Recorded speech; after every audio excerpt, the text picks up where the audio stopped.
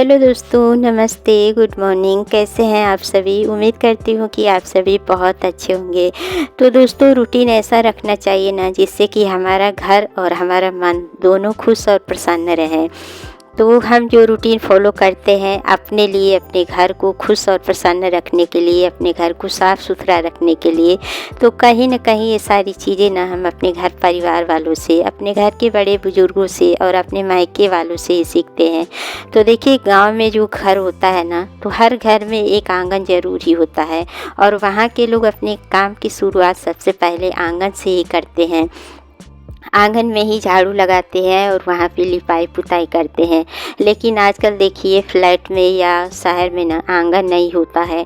तो जो चीज़ें नहीं है उसकी तो बात ही छोड़ देते हैं, लेकिन जो चीज़ें हैं, जो चीज़ें हम कर सकते हैं उसको तो करना ही चाहिए। तो सबसे पहले काम जो होता है ना, वो घर के बाहर का जो एरिया है उसको साफ़ सुथरा रखना। बहुत सारे लोगों को मैंने देखा है कि घर को बहुत अच्छे से सजा के संवार के रखते हैं, लेकिन बात कहें बाहर के एरिया को ना, तो उसको साफ़ करना भूल जाते हैं। तो ऐसा बिल्कुल भी नहीं करना चाहिए। याद रखिए कि बाहर से ही सभी की एंट्री होती है, चाहे वो भगवान की हो, चाहे आपकी हो, चाहे आपके रिश्तेदार की हो या पास पड़ोसी की हो। अगर बाहर के एरिया आप साफ़ सुथरा रखेंगे ना, तो आपका मन अपने आप ही खुश हो जाएगा। और बाहर से जो लोग भी एंट्री करेंगे ना, वो बाहर का एरिया देख के ही समझ जाएंगे कि जब बाहर का एरिया इतना साफ़ सुथरा है तो घर कितना साफ़ सुथरा होगा। तो बस मेरी यही कोशिश रहती है कि सुबह सुबह उठ के मैं बाहर के एरिया को ही साफ़ सुथरा कर दूं। वैसे तो देखिए, मेरे यहाँ झाड़ू पोछा करने वाले आते हैं लोग, लेकिन वो लोग थोड़ा लेट आते हैं, तो मैं सुबह सुबह में ही ये सारा कुछ यहाँ का साफ़ सुथरा कर देती हूँ। और देखिए, आप चाहें तो यहाँ पे पेड़ पौधे भी लगा सकते हैं, कुछ सजावट की चीज़ें भी रख सकते हैं, जिससे कि बाहर का एरिया देखने में काफ़ी ज़्यादा सुंदर लगता है। तो जो चीज़ें मैं अपने घर परिवार से या अपने गांव से सीखी हूँ ना, वही सारी चीज़ें मैं आप लोगों के साथ शेयर करती हूँ। शायद आप लोगों के काम आ जाए। देखिए, बहुत सारे लोगों के यहाँ बड़े बुजुर्ग बताने के लिए नहीं हैं और बहुत सारे लोग गांव से भी नहीं होते हैं। तो मैं गांव में ये सारी चीज़ें देखी हूँ, वही सारी चीज़ें मैं भी फॉलो करती हूँ और मुझे आप लोगों के साथ ये सारी चीज़ें जो भी मुझे आती है वो शेयर करने में अच्छा लगता है। तो बस यहाँ पे देखिए, मैं झाड़ू लगा दी हूँ, पोछा लगा दी हूँ, उसके बाद से मैं यहाँ पे ना पावदान को लगा दूँगी और उसके बाद से जो घर का अंदर का काम है ना उसको करूँगी। तो इस तरीके से मेरी सुबह की शुरुआत होती है और ये सारी चीज़ें मेरी डेली की रूटीन में आती है। तो देखिए, पावदान को लगाने के बाद अब कर देते हैं गेट को बंद, उसके बाद से शुरू कर लेते हैं घर के काम।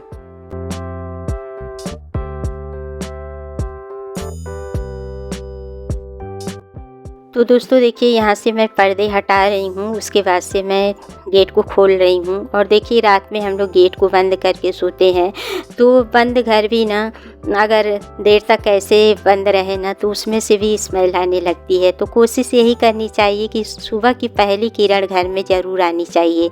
तो सुबह सुबह थोड़ी देर के लिए सही, लेकिन थोड़ी देर के लिए ज़रूर गेट को खोल दें, 5 मिनट 10 मिनट के लिए, ताकि जो प्राकृतिक हवा है या धूप है उसकी रोशनी अंदर तक आए। अगर आप पर्दे हटाना नहीं चाहते हैं तो हल्के पर्दे या पतले पर्दे भी लगा सकते हैं।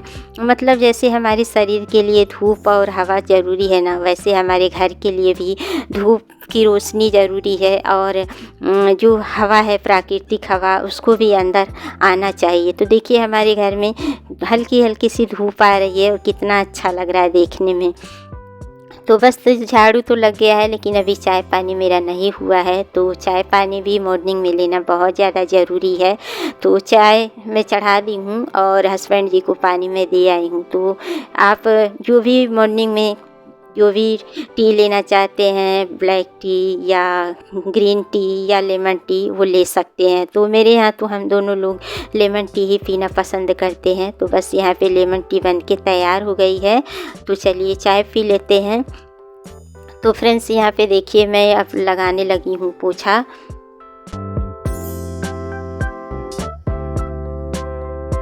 अगर आप झाड़ू पोछा लगा रहे हैं ना, तो कुछ बातों का हमें ध्यान देना चाहिए।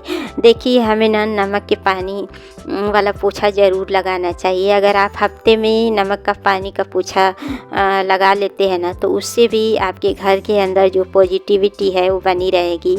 मतलब जो भी घर में कीटाणु होते हैं, बैक्टीरिया रहते हैं ना, वो नमक के पानी से निकल जाते हैं। तो शनिवार के दिन आप चाहें तो पोछा लगा सकते हैं नमक के पानी से।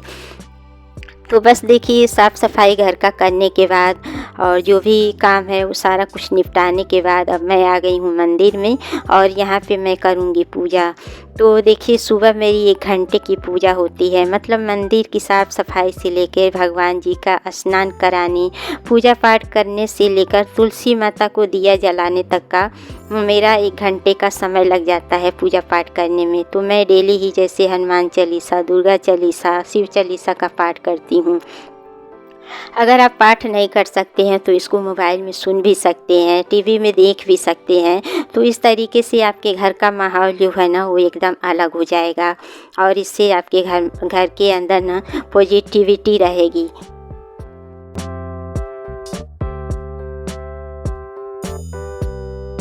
अगर आप डेली हनुमान चालीसा, दुर्गा चालीसा, शिव चालीसा का पाठ पढ़ते हैं ना, तो आपको डेली पढ़ने से ही ये सारी चालीसा ना याद हो जाती है। तो देखिए, इसी तरह से जैसे सुबह की मेरी पूजा होती है ना, इसी तरीके से मेरी शाम की भी पूजा मेरे लिए बहुत ज़्यादा इम्पोर्टेंट होती है।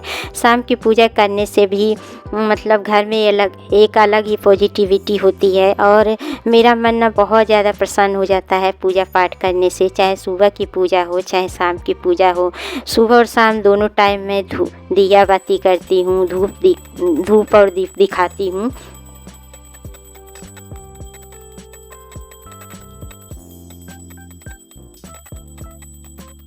और ये सब कहीं न कहीं करने से ना देखिए, बच्चे भी ये सारी चीज़ें सीखते हैं। बेशक अभी वो ये सारी चीज़ें नहीं करेंगे, लेकिन जैसे जैसे वो बड़े होंगे ना और जब अपनी लाइफ में आगे बढ़ जाएंगे ना, तो वो भी ये सारी चीज़ें फॉलो करेंगे। क्योंकि अगर आप डेली ये सारी चीज़ें कर रहे हैं ना, तो वो भी देख के सारी चीज़ें सीख जाएंगे।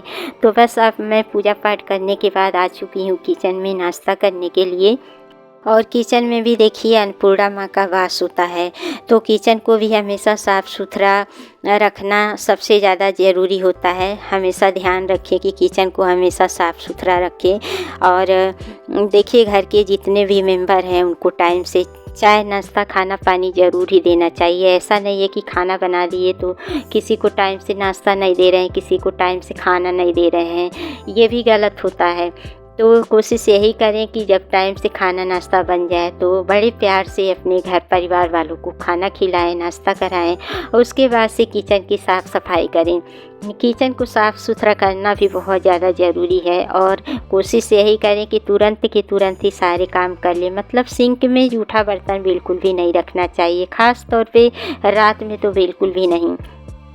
तो ये सारी चीज़ें भी हम लोग अपने घर में ही सीखते हैं, अपनी मम्मी से, अपनी दीदी से, अपनी भाभी से ये सारी चीज़ें सीखते हैं। और सीखते सीखते हम बड़े हो जाते हैं। जब हम अपने गृहस्थ जीवन में आगे बढ़ते हैं तो ये सारी चीज़ें हम भी फॉलो करने लगते हैं। कभी कभी दिमाग में ऐसा होता है ना कि ये सारी चीज़ें अभी नहीं करेंगे, बाद में कर लेंगे, लेकिन जैसे जैसे हम आगे अपने जीवन में बढ़ते हैं ना, तो ये सारी चीज़ें करते करते हमारे माइंड में ये बात बैठ जाती है कि नहीं, हमें अभी के अभी ये सारी चीज़ें करनी है और वो सारी चीज़ें टाइम पे हम लोग कर लेते हैं। तो बस यहाँ पे जितने भी बर्तन है देखिए मैं लगा दी हूँ। किचन को भी बहुत अच्छे से क्लीन करने के बाद अब आ गई हूँ बेडरूम में। तो आज बेडरूम की मुझे बेडशीट को चेंज करनी थी, तो यहाँ पे देखिए मैं बेडरूम में आके बेडशीट को चेंज कर दी हूँ और कंघी की हेल्प से देखिए चारों तरफ से ना मैं बेडशीट को अच्छे से मतलब सेट कर रही हूँ, ताकि मतलब शाम तक ये अच्छे से सेट रहे। तो अभी क्या है ना, बच्चे घर पे हैं तो थोड़ा सा उछल कूद करते रहते हैं, तो इधर से उधर बेडशीट खिसक जाती है। तो इसलिए मैं दबा दबा के चारों तरफ से इसको सेट कर रही हूँ ताकि ये शाम तक सेट रहे।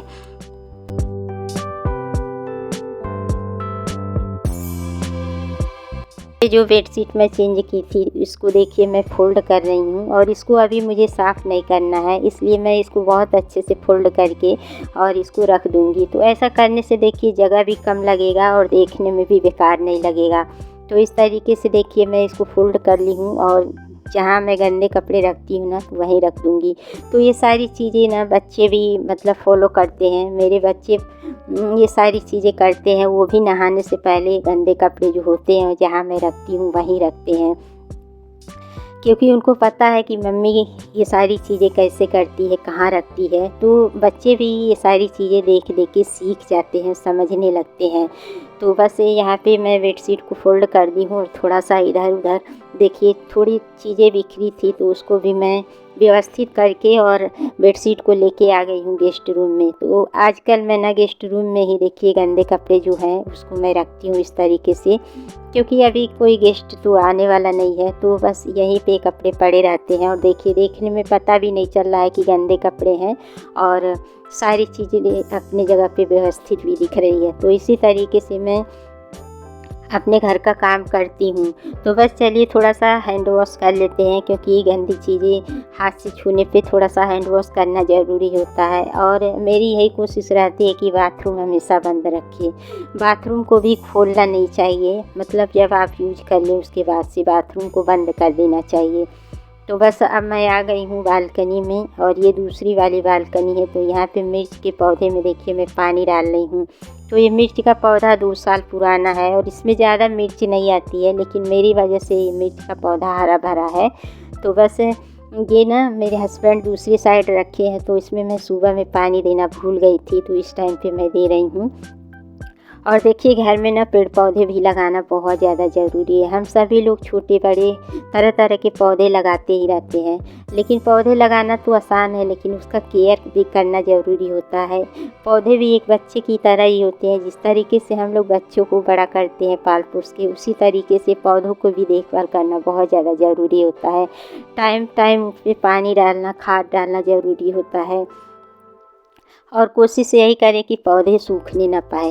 तो बस मेरी यही कोशिश रहती है कि मैं दोनों टाइम पौधों को पानी देती हूँ। और ये पौधा भी मैं जहाँ सारे पौधे हैं ना वहीं पे रखूँगी, क्योंकि ये बेचारा अकेला पड़ जाता है।